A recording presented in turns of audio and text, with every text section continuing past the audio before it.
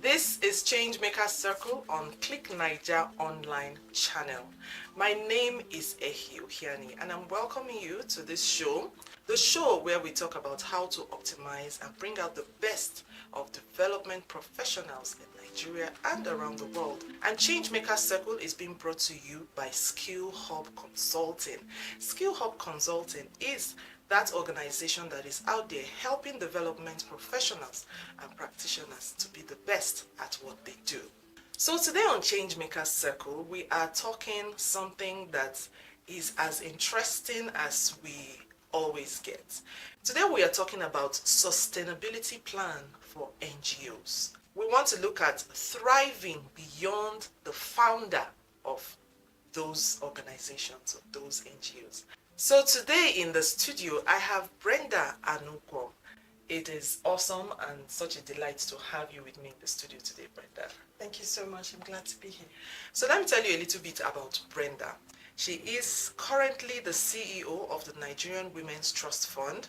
She's a distinguished leader with over 2 decades of dedicated service in the fields of justice, gender equality and social development. She is a champion for women's rights, political participation and social development. She has held key positions in other leading organizations, including Doctors Without Borders. She is a procurement legal expert and a speaker and a facilitator. Brenda, nice to have you in the studio. Thank you so much. Thank you for having me. So we are looking at sustainability beyond the founder. In your view, what has it been like in the civil society space in terms of, civil society organizations, NGOs, and sustainability? How would you place it or rate it? Thank you so much. I must say it's a pleasure to be here and to talk about this because the organization where I work with right now, Nigerian Women Trust Fund, I work as the CEO, has had 4 different CEOs. I am number 4, and since its inception. And it's a matter of structure, having the right structure, having the right people as well. And that is where meritocracy comes in. In your selection of leaders in any organization, meritocracy should be one of the key elements to consider. And that is because you want a certain person who will step in with professionalism from the onset.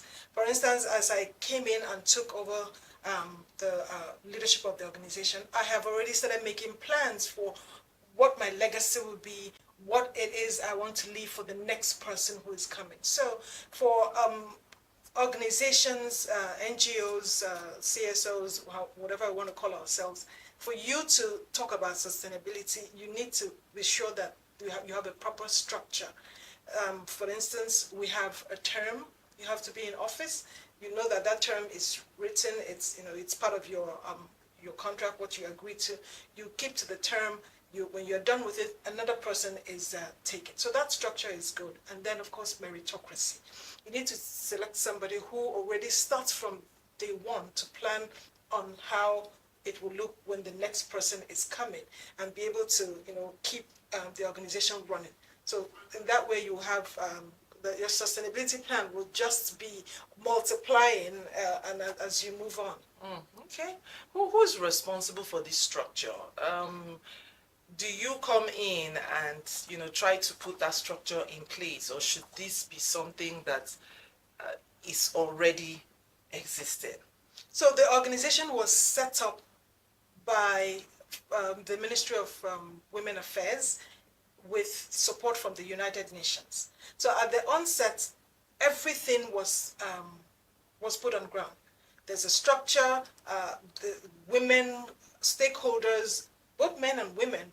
When I say women, we also have the he for she, those male champions, where they were brought together around the table, and together they designed the way this organization is supposed to work. And from beginning, the CEO has to have a term of office. And they're designed in such a way that you can renew after the first term, but then you can only renew once, and it stays there. So it started from the onset, the way it was designed by the people who founded the organization in 2011.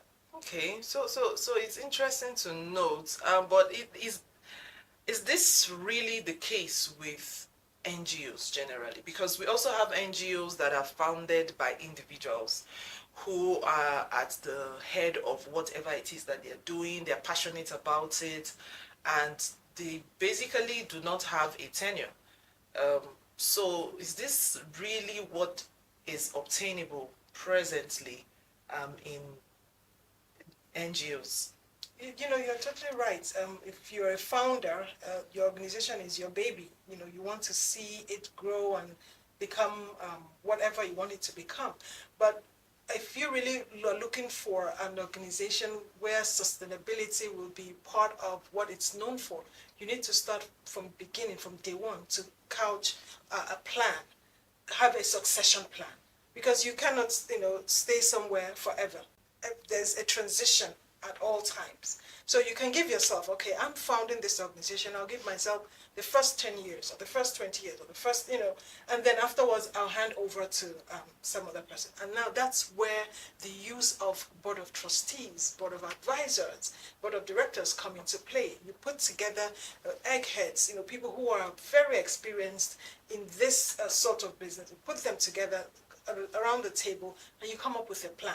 And then you keep following the plan and you adjust as you move on until you are able to, you know, pass on the baton to the next person. But a succession plan is always key at the very beginning. And again, having the right people around the table. Do you see this as a problem presently with in the civil society space? So, well, it could come in as a challenge here and there where you have organizations without this plan from the onset. So at a particular time, they become sit-tight leaders and they don't want to move. And sometimes, if to start with the plan while the organization is running, you find out that you have to make certain changes, it can affect certain things. But if it had started from the beginning, you know that at one particular time, I will hand over to someone. You start working working on it from day one. So it poses a challenge if there was no plan, no structure from beginning, and then along the line you are now struggling with it, and you know that becomes a little challenge. Okay, so even when there's a structure, but how difficult or how easy is it to get a fit for that position? Because when someone is passionate about what he has founded, he or she can really have standards that are probably unattainable, you know. So yes, how should organizations be able to find or define who fits this position? So you see, that was why when we started, I mentioned two things. I mentioned structure, I mentioned meritocracy. Meritocracy should be, again, as you put sustainability, a plan ahead, you should also be looking for, like you said, the person who fits. You don't look at where the person is from, whose brother or sister it is, you know, all those kind of things. Nepotism should be, you know, in the back burner. Who is the person who can fit? And if it's somewhere you've been, or a space you've been working in for the past 10, 20 years, you should know the key players. There are key players there. You know, there are people who are there who you know have certain skills. And like I said, that's where the use of having a board comes in. If you have the right people on the board, you should be able to set a structure of getting the right people to work and take over the reign of affairs when you finally hand over.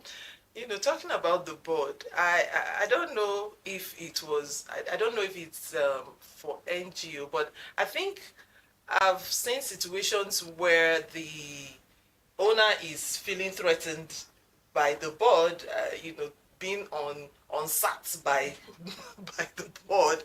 So the owner then begins to consider putting people that they know that will not give them problem in that board. Again, it depends on you, the founder of the organization. What do you want for your organization? You want rubber stamp board that you tell left and they all move all right. You need people who will bring something to the table.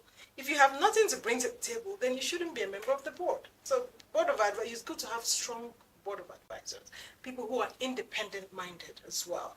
Because if you have people that you have to, at each point in time, be able to do something that will affect their decision and they're like rubber stamp, like I said in the first place, I don't think they will give you the right advice that will help you build their organization. So board of trustees, board of advisors, board of directors, they're very good for an NGO. Okay, so let's talk about the challenges that comes with those transitionings. Um, you're presently at the Nigerian Women, Trust Fund. Using your own example, what were the challenges you faced transitioning, coming on board and getting into that role? Thank you so much for that question. So, how would you feel if I told you there was no challenge? You see a job opening, you apply, you come for interview, and you're selected. And that's how it's supposed to be. And that's what I'm saying when I said meritocracy. Don't look at where the person is from, whether they are related to you or maybe some top official. Put it out there. You want to get a director, you advertise. Put all the qualities you want out there. If the person meets, fine. You speak with them. And for me, we had to have 3 stages of interview. I was interviewed by the board of directors, I was interviewed by the board of advisors, then I was interviewed also by the HR company that they commissioned this the recruitment process to. So I went through the phase of interviews, and again, that's how it's supposed to be. So I don't see that as a challenge, I see that as a process of selecting the best for the job. The whole thing around nepotism, and all that, or tribalism. But is there anything wrong with having a succession plan for someone within your family, like your child? You know what? I don't think anything is wrong with that. If you have a family business, so what? Why not? Why can't your child, your sister or brother run the place? If that's Is it good for a development organization? It depends on who is coming. If it's your son, is your son ready for the job? Is your son qualified? Not just in terms of academics. Is your son able to run the organization? If it's your brother, is your brother able to run the organization? Are they all going to be able to keep their eyes on the objectives, the reason why the organization was set up, and will they be able to meet the standard? So again, meritocracy doesn't really mean you must pick a stranger. If it's your brother that can do the job, why not? I mean, maybe it's a family business. But sometimes it depends on the kind of organization. Because some organizations where you have the donor community involved, they may be suspicious if you're trying to convert it into a family thing. They don't want taxpayers' money from another country to pay for your family business. So they may insist that it has to be another person entirely to continue running the organization if you still want them to be funding you. So I think it depends on, again, the structure, how you want it, and who are the stakeholders. Okay, so you occupying the position which you occupy now, did you have pleasant surprises when you came in? Well, no. I'd moved from organization to organization, so I've been used to the recruitment process. So it's the same deal. The only difference is, of course, you have different sets of questions because of what the organizations are doing. My immediate past employment was in East Africa with MSF, Doctors Without Borders, and it was a different set of responsibility. So they had different sets of criteria that they wanted for the person, and there were no surprises. It's the same process. You get recruited, and if you scale through, then you get the job. What are some of the mistakes that founders make when it comes to sustainability plan and succession plan? So founders make the very critical mistake from the onset. From beginning, you want to start this organization. You've laid out the objectives. There has to be a transition plan. You must have that um, from the very beginning. You must be able to give yourself a certain amount of time. Within this time, I would have stabilized this organization. I would have gotten the kind of donors that I wanted on board, and should be able to move it, transition, get some other person to continue rather than being a sit tight leader. So it's the plan that it's that's where everything lies. If you don't plan from the onset, you may run into difficulties in between. And like they always say, failure to plan is planning to fail. So again, it's the planning from the onset. That's the key. You plan and then you start making your transition from day one, even if it takes you 10 to 20 years. It's just the plan. In this our climbs, when you start talking about your transition plan, or I mean, even when someone makes mention of something like that, and then the person will ask you, you don't they chase me? I never start, and you, that's the thinking. Absolutely. Here. But let's unpack this plan itself. What should be included in this plan for an NGO? In a succession plan, what are the ingredients that any NGO should, look at and make sure that it's in there? So there are key elements, and a plan must lay out objectives. And I will always advise anybody, don't go the journey alone. That's why it's good to have board of advisors or board of trustees or board of directors, whatever you want to call them, to have key thinkers in the room with you, around the table with you, so that you can all share experiences. You can get several different kinds of advice from different kinds of people. So have the element of, this is how long I'm starting this organization, but this is how long I want to sit and pilot this organization for. And as I'm leaving, I want this sort of person to take over. You determine that from the beginning with this group of people. And of course, there is no board that is permanent. So if you have a board of advisors or directors that help you start the organization, definitely they will stay their term, and then another set of people will come. But you will have to ensure the right people are in the group. So you have the plan of, these are my objectives. I need to set this organization up. This is what we want it to cure, because NGOs are usually there to tackle a certain societal issue. This is what we're going to be focused on. This is what we're going to be working on. And this is how we want to take on staff, personnel, and let them learn on the job. It's possible that one of the people you take up from beginning may succeed you, or maybe an outsider, depending on the plan you make. But again, these two or three things, if you map out the objectives, mark out how long you intend to, because you give yourself a target. Even if it's 10 years, it's a target, and you work towards it.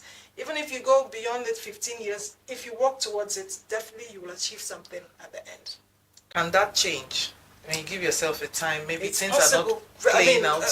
The country may be unstable. Anything can happen. If you just give yourself, if everything is constant, this is the number of years I wish to be here, and then I'll move on to another person. I'll move on to somewhere else and let someone else steer the ship.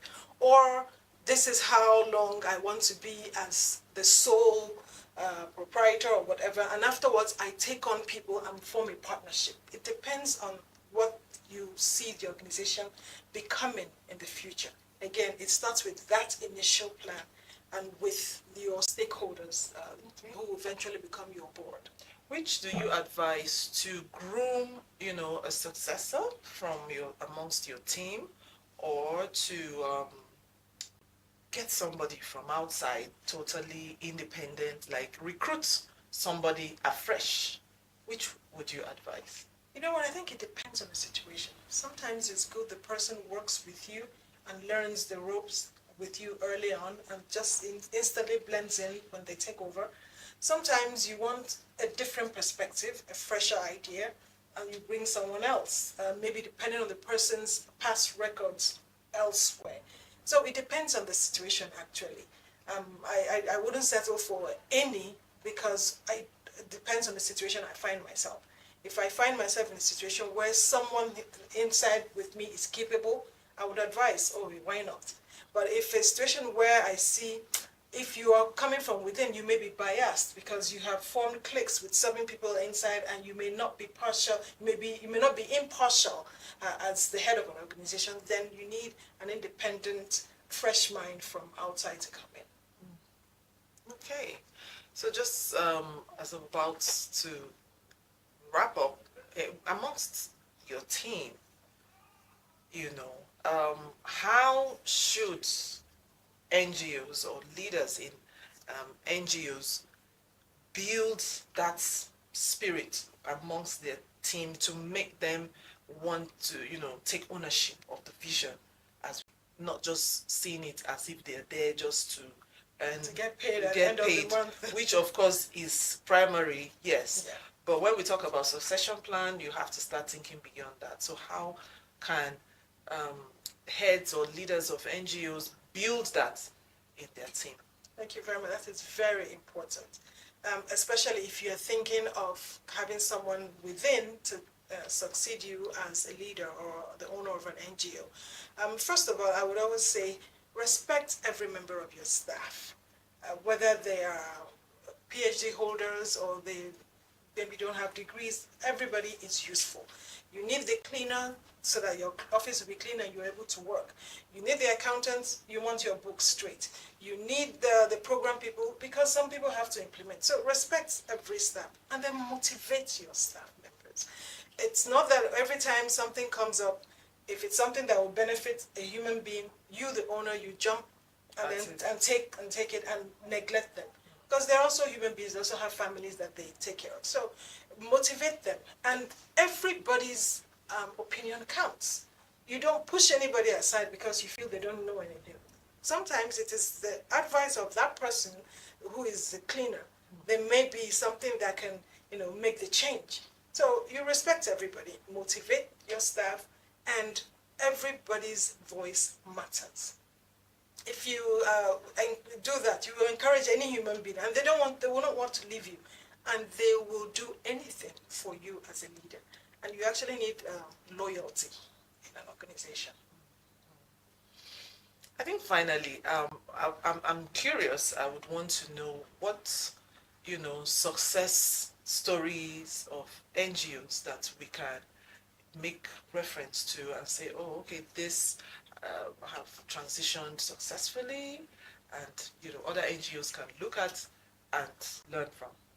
So I'm going to choose Nigerian Women Trust Fund. Yeah, because we've had, from inception, we've had... Coming from you. And it's been only women. And with this conspiracy theory that women don't work together, we do cat fights, it's been only women, and it's been stable, and there's been no scandal. In fact, another organization had, last year, had called on us to come talk about how we do it. What is the magic? Because you hear of people who are, leaders who are tossing, fighting each other to take over, women who are supposed to be fighting according to the conspiracy theorists. So we've shown that women can work together. We've shown that you can transition successfully, smoothly, scandal-free, and the work is going on. And we've worked with several international organizations, donors, and there hasn't been any that has regretted working with us. So NWTF, Nigerian Women Trust Fund, is a good example. I think people should emulate us. Okay, so we'll take that from you, and I would say congratulations. Thank you. On the work you're doing and the impact that you are making out there, especially with women and development in Nigeria. Thank you very much. I truly appreciate it. Today on Changemakers Circle, I've been speaking with Brenda Anugwom. She is the CEO of the Nigerian Women's Trust Fund. She's a legal practitioner, she is a speaker and a facilitator, and she is definitely a leader and a change maker herself. Brenda, thank you for your time. It's been a delight speaking with you. Thank you so much. I do appreciate it. Changemakers Circle is being brought to you by Skill Hub Consulting, an organization that is set out to help development practitioners in every aspect of their work to actualize their goals and their objectives. Until next time, my name is Ehi Ohiani. Bye for now.